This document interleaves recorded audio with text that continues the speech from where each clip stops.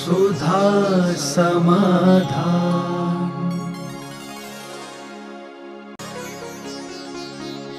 नमोस्तु गुरुदेव।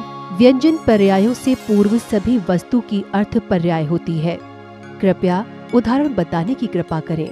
ये पूर्व शब्द आपने कैसे लगा दिया? व्यंजन पर्याय और अर्थ पर्याय दो पर्याय होते हैं। ऐसा कोई भी समय नहीं है किसी भी द्रव्य की व्यंजन पर्याय ना हो, क्योंकि व्यंजन पर्याय प्रदेशत्व गुण के विकार को व्यंजन पर्याय कहते हैं। तो प्रदेशत्व गुण सदा है तो व्यंजन पर्याय भी सदा है। अगुण लघु गुण के विकार को अर्थ पर्याय कहते हैं, तो अगुण लघु गुण भी फिर सदा से है और अर्थ पर्याय भी सदा से। दोनों पर्यायों का भिन्न अध्वान है। व्यंजन पर्याय प्रदेशत्व गुण की विकृति है और अर्थ पर्याय अगुण लघु गुण की विकृति है, और दोनों गुणों की एक साथ एक भी समय ऐसा जब कोई द्रव्य में व्यंजन पर्याय ना हो, और एक समय भी ऐसा नहीं है कि जिनमें अर्थ पर्याय ना हो। व्यंजन पर्याय एक अंश समयवर्ती नहीं होती है, कम से कम मुहूर्तवर्ती होती है। अर्थ पर्याय एक समयवर्ती ही होती है, उससे अधिक काल नहीं। बस इतना अंतर दोनों में जानना। अर्थ पर्याय एक समयवर्ती, व्यंजन पर्याय का जो काल है वह अंतर मुहूर्तवर्ती भी है और अनंत कालीन भी है और अनादि अनंत भी है। व्यंजन पर्याय के तीन रूप, एक समय से अधिक वाली पर्याय है, दूसरा पूरे के पूरे अनादि अनंत पर्याय भी होती है, अनादि अनंत काल, और एक सादी अनंत पर्याय होती है व्यंजन पर्याय, और वो व्यंजन पर्याय सभी द्रव्यों में पाई जाती है। नमोस्तु गुरुदेव। पाठशाला में पढ़ाने वाले अध्यापकों की क्या योग्यता होनी चाहिए? कम से कम उनको 12 वर्षीय कोर्स के 5 साल का कोर्स करना अनिवार्य होना चाहिए। 5 साल में इतना कोर्स हो जाता है वो पाठशाला में पढ़ा सकते हैं। एक प्राइमरी के टीचर के लिए बीएड करना जरूरी है। बिना बीएड के उनका मास्टरशिप के लिए विकल्प है। इसी प्रकार पाठशालाओं का कम से कम 12 वर्ष का करते हैं तो अति उत्तम, अति श्रेष्ठ है, लेकिन नहीं कर पाए तो 5 साल का तो अध्यापन कराना ही चाहिए।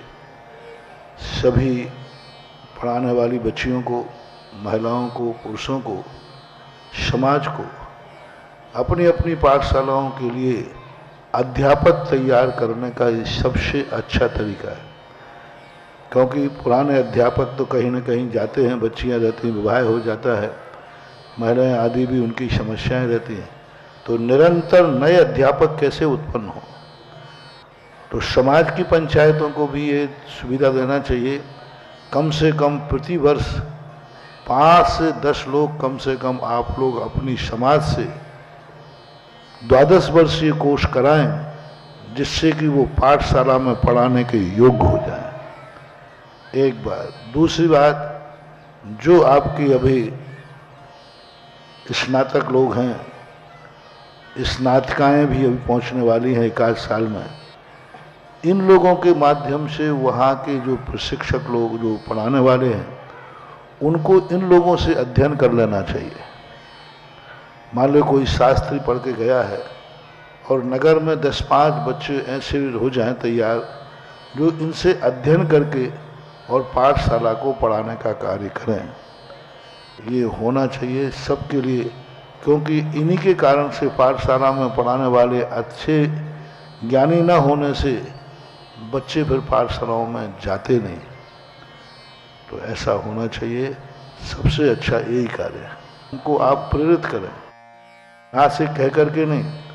आप जितने शिक्षक शिक्षिकाएं हैं उनको अलग से पत्र से, मोबाइल आदि से, फ़ोन से, कैसे भी संपर्क जाते हैं, तब जब जाओ वहाँ एक ही बात कहो, सब अध्यापकों बैठा रहो, आप एक कोर्स शुरू कीजिए। आपको जहाँ से पढ़ना है वहाँ से पढ़ लीजिए। पहला दूसरी क्लास आपने पढ़ चुके हैं तो तीसरी चौथी पाँचवीं पढ़ लिए, 5वीं 6वीं 7वीं, जहाँ से आपको पढ़ने की रुचि हो वहाँ से आप फॉर्म भर करके और आगे की पढ़ाई कर सकते हैं। इसलिए प्रेरणा देना पड़ेगा, माहौल बनाना पड़ेगा। और एक दिन अध्यापक को एक डिग्री मिलेगी कि मैं पाठशाला पढ़ाने वालों की एक डिग्री हो। जैसे बीएड होता है, ऐसा ही पाठशाला पढ़ाने वालों की एक डिग्री हो, और वो डिग्री पाठशाला परीक्षा बोर्ड सांगानेर से दी जाना चाहिए। पाठशाला में पढ़ाने वाले अध्यापकों को एक डिग्री मिलना चाहिए, जी 2 डिग्री मिलना चाहिए, एक 5 वर्षीय और एक 12 वर्षीय, जी या 2-3 डिग्री आप कर सकते, 3 साल, 6 साल, 9 साल, 12 साल। जी जैसे आपके यहाँ तो इंटर होता है, जी फिर बीए होता है, फिर बीए का बीकॉम होता है, फिर इस प्रकार से जो डिग्री होती है ना, ये पाठशालाओं में डिग्री दी जाए टीचरों को, और टीचरों को डिग्री दी जाए और उनको उस प्रकार का कार्य किया जाए। आपका एकमात्र भारतवर्ष का एक सांगानेर संस्थान ऐसा है जिससे कुछ अपेक्षाएं की जा सकती हैं। उसका कारण है कि उठाऊ दुकान नहीं है, ये फड़वारी दुकान नहीं है। पाठशाला लगाने वाले लोग कई फुटपातियाँ हैं, जो आज यहाँ चद्दर बिछा लिया, सब्जी वाले होते ना, ऐसे सांगानेर वो स्थायी दुकान है, जैसे जौहरी की रत्नों की दुकान स्थायी होती है। भले वो जयपुर में है, लेकिन एक स्थायित्व है, एक बोर्ड है, उसमें प्रभारी लोग हैं, उसमें सारा का सारा डिपार्टमेंट है, और ये विधिवत लोग जिन पाठशालाओं में ये पहुंचेगा। और अभी तो आप विद्यार्थियों को कर रहे हैं, अभी तो विद्यार्थियों को आप प्रमाण पत्र देते हैं जी परीक्षा का। अब एक नया किया जाए, जो पढ़ाने वाले हैं उनको भी पढ़ाने की व्यवस्था की जाए, और उनको भी डिग्री दी जाए, और पढ़ाने वालों का भी कभी एक सम्मेलन किया जाए, उस समय उनको पुरस्कृत किया जाए। नमोस्तु गुरुदेव। गुरुदेव, आपके मुखार बिंद से बालक और बालिकाओं को समयसार ग्रंथ का अध्ययन कराया जा रहा है। इन बच्चों का ऐसा कौन सा पुण्य का उदय है जो उन्हें आपका सानिध्य मिल रहा है? जब 1946-96 में इस संस्थान की स्थापना हुई, तो अनेक नामों के ऊपर डिस्कशन हुआ, और कोई भी नाम मुझे भी पसंद नहीं आए चिंतन में।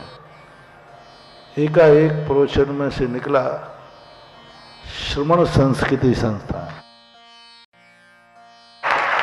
जिसका नाम ही श्रमण से शुरू हुआ हो। उसमें भर्ती होने वाला को पहला सौभाग्य मिला कि पहला नाम ही निकलेगा तो श्रवण शब्द निकलेगा। और ये शुरुआत वहाँ से हुई, जब लोगों ने कहा कि महाराज कहते हैं कि गुरु बिन ज्ञान भेद बिन चोरी होए ना होए थोड़ी ना थोड़ी। तो फिर हम पंडितों को, दूसरों को दोष देते हैं कि इन पंडितों का ज्ञान ठीक नहीं है, क्योंकि बिना गुरु के मिला है। अब महाराज जी खुद संस्थान में जिनको तैयार कर रहे हैं, वे भी तो बिना गुरु के पढ़ रहे हैं। तो 5-6 साल तो मैंने गौर किया ही नहीं। फिर जब ये आक्षेप आया, मैं अपने विरोधियों से बहुत खुश रहता हूं। वो मुझे इतना अच्छा मार्ग दिखाते हैं कि वो मार्ग उन्होंने तो आलोचना की दृष्टि से कहा, मैंने अंगली साथ से सही में करके दिखा दिया। मैंने कहा ये धब्बा तो श्रमण संस्कृत संस्थान के पढ़ने वाले को, स्नातकों को तो नहीं लगने दूंगा। ये जहां भी जाएंगे तो कहेंगे किससे ज्ञान प्राप्त किया, तो बेचारे क्या कहेंगे? पंडितों तो तुम में और उनमें क्या अंतर है? अब मस्तक उठा के कहते हैं ज्ञान तुम्हें किससे मिला? मुझे बीज रूप में गुरु से मिला। मैं समय सार की कक्षा में सारा ज्ञान दे देता हूं बीज रूप में, चरणानुयोग का भी, प्रथमानुयोग का भी, करणानुयोग का भी, संस्कारों का भी। तो ये सारे संस्कार देने के उद्देश्य से ही, इसका उद्देश्य ये रखा है कि आर्ष परंपरा को समझें। ये आर्ष परंपरा के मूल सूत्रों को समझें, कुंद कुंद की मूल परंपरा को समझें। जब उद्देश्य ही वही है तो इसमें भर्ती होना ही बता रहा है कि इस जन्म के मुनि भक्त नहीं हैं, ये अगले जन्म के मुनि भक्त हैं। इन्होंने भावना भाई होगी कि हमें कभी ज्ञान मिले तो गुरु मुख से मिले और आर्ष परंपरा का ज्ञान मिले।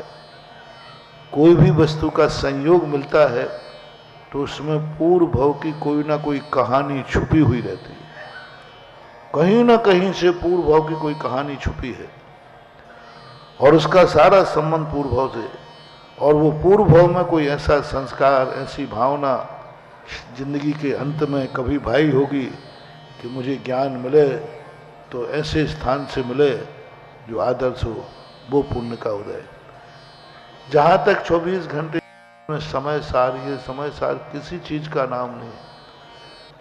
समय सार एक ऐसी वस्तु है, माँ दृष्टि का काम है, क्योंकि समय सार व्यक्ति पर दृष्टि नहीं ले जाता, शक्ति पर दृष्टि ले जाता। और जिसको किसी की शक्ति की पहचान करना है तो हर चीज में, कितनी भी गंदी चीज हो उसमें भी शुद्ध निश्चय नहीं से वह सब्बे शुद्धाहु, निगोदिया जीव है तो भी, कीड़ा मकोड़े हैं तो भी, शूकर कुत्ते बिल्ली है तो भी, सब शुद्ध।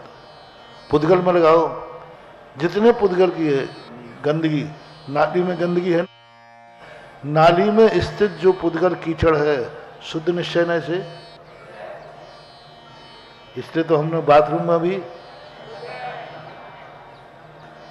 शुद्ध निश्चय न से बोलो। गंदी चीज है ना, गंदी वस्तु हो करके भी जब जीव में गंदा शुकर है वो भी शुद्ध निश्चय न से शुद्ध है, तो पुद्गल में कितनी भी गंदी बात क्यों ना हो, मल, वो भी शुद्ध निश्चय न से शुद्ध है। सभ्य शुद्धाहु शुद्ध नया, ये जीव में ही नहीं लगाना, ये जीव में पुद्गल में भी लगाना। धर्म धर्म द्रव्य तो वैसे शुद्ध हैं, यही पुद्गल में भी लगाना। अब ये दृष्टि चाहिए, हम यदि शुद्ध निश्चय नय से देखेंगे तो कोई चीज गंदी है ही नहीं, उस नय से सब कुछ शुद्ध है। क्योंकि शुद्ध निश्चय नय किसको देख रहा है, शक्ति को कि व्यक्ति को। व्यक्ति में गंदी है लेकिन शक्ति में, उस गंदी वस्तु में भी पुद्गल का शुद्ध परमाणु होने की शक्ति है कि नहीं। गंदगी है, कीचड़ का एक टुकड़ा उठा रहे, उसमें शुद्ध परमाणु बनने की शक्ति है कि नहीं है, शुद्ध निश्चय नय। तो शुद्ध निश्चय नय एक ऐसी विहंगम दृष्टि है, एक बार दृष्टि में आ जाए सब तरफ वस्तु स्वरूप नजर आता है। क्रिया कुछ हो रही है, अनुभूति कुछ हो रही है, क्रिया कुछ कर रहा है। सम्यक दृष्टि की क्रियाएं, सम्यक ज्ञानी के जब निश्चय नय की तरफ चला जाता है, क्रिया होती रहती है और वो उसको भी शुद्ध निश्चय नय से देख लेता है। पर्यायों के पार समुद्र में लहरें डूब रहे, लहरें उठ रही हैं, लेकिन ज्ञानी समुद्र की लहरों को नहीं, समुद्र के पानी के स्वरूप को जान जाता है। इसलिए समय सार एक दृष्टि है और उस दृष्टि से अपने जीवन को जीना है। मैंने कहा ना कि सुबह ही तो कहा था शायद, जीने की अनुभूति। महावीर स्वामी ने पहले कहा जियो, जीने की अनुभूति हमें 24 घंटे हो जाए, कैसी भी दशा में मैं जी रहा हूं, मरने की अनुभूति नहीं हो। सामने मौत भी खड़ी है, एक क्षण बाद उसको मरना है, लेकिन वो एक क्षण में जीने की अनुभूति कर रहा है। दूसरे क्षण मरना निश्चित हो गया, लेकिन इस समय वो क्या कर रहा है, अनुभूति जीने की। और दूसरे क्षण उसको मरना है कि उत्पन्न होना है। देखना कितनी गजब की बात है। इस समय जो व्यक्ति जिंदा है वो जिंदा है कि नहीं है। अब दूसरे क्षण, दूसरे समय में वो मरेगा कि नया उत्पन्न होगा, तो फिर मरता कौन है, मौत कल्पना है। यहां जो है यहां भी जी रहा है, और जैसे ही परिवर्तन हुआ बीच में एक क्षण भी मौत का नहीं है। एक क्षण, यहाँ अंतिम क्षण जीने का है, वहां प्रथम क्षण जीने का है। यहां से मरा और उधर जिया, ये आयु खत्म हुई और दूसरी आयु, तो जीव मरता कब है? इसी समय जिंदा है इस आयु में, दूसरे समय में जिंदा है आंगली आयु में, फिर मरा कहाँ? जिंदगी की अनुभूति, इधर अंतिम समय की अनुभूति, उधर प्रथम समय की अनुभूति। और जो जीने की अनुभूति कर लेता है वह समय सार में जी जाता है। कितनी भी विभाव परिस्थिति आ जाए वो 2 मिनट में रिफाइन कर देता है। मोरे शब्दे शुद्धाऊ शुद्ध ने, परिस्थितियों को देखता है, जानता है, कर्म से प्रभावित होता है, लेकिन अपनी अंतर्दृष्टि में रखता है ये मेरा स्वरूप नहीं है, ये मेरा स्वभाव नहीं है। और उस दृष्टि से लेकर वो संसार की परिस्थिति भरते इस वैभव के अंदर भरत चक्रवर्ती के लिए बहुत का वो सब कुछ, जब राजगद्दी पर बैठता था तो उस जैसा राजनीतिक नहीं, जब वो अपने परिवार रानियों के साथ देता था उस जैसा विलासी नहीं, जब युद्ध में जाता था तो युद्ध जैसा योद्धा नहीं, जब वो गणित में जाता था तो गणितज्ञ था, सब कलाएं थी, लेकिन जब वो शुद्ध स्वरूप में जाता था तो उस जैसा ध्यानी भी नहीं। और वो ध्यान की दृष्टि 24 घंटे रहे। ध्यान 24 घंटे नहीं होता, लेकिन वो ध्यान की जो धारा है वह 24 घंटे हर समय बहती रहती है। इसलिए समय सार नहाते समय भी मैंने एक बार पुण्यबंध, जो मंदिर में पुण्यबंध है वही पुण्य बाथरूम में है, जो पुण्यबंध मंदिर में है वही पुण्यबंध बाथरूम में है। बाथरूम बस नहाते, भगवान के अभिषेक करते समय जो पुण्य, स्वयं नहाते समय वही पुण्य। टनाटन जादूगर, बस इतना सा करना है। कोई पूछे क्यों नहा रहे हो, अभिषेक लगा, किसकी आज्ञा है? जिनवानी की आज्ञा। जिनवानी की आज्ञा है कि नहा करके अभिषेक करना। मैं नहा नहीं रहा हूं, मैं तो जिनवानी की आज्ञा मान रहा हूं, और आज्ञा मानने में पुण्य ही बंद है।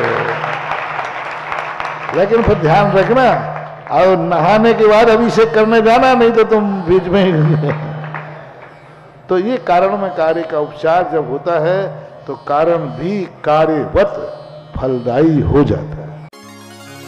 सुधा समाधान।